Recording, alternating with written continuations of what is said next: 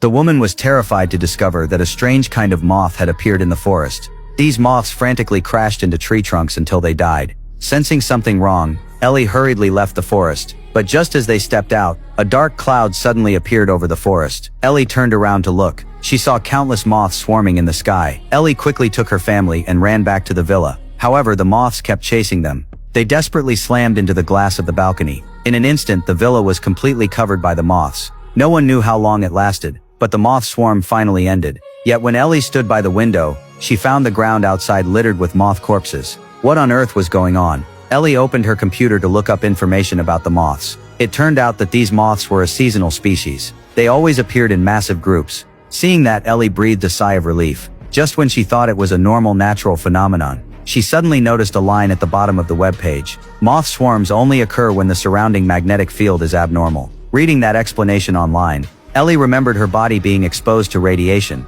Could it be that her body's radiation had caused the moth swarm? A few days earlier, Ellie had been found in a damaged re-entry capsule. The space agency had rushed her to a hospital for treatment, but as soon as Ellie woke up, she witnessed something bizarre. A ballpoint pen on the nurse's desk was floating in midair. Ellie thought she was hallucinating, but when she looked closer, the pen was truly levitating. She didn't think much of it at the time, but remembering today's strange moth swarm, Ellie became deeply alarmed. She rushed into the bathroom and took off her clothes. She examined the wound on her back.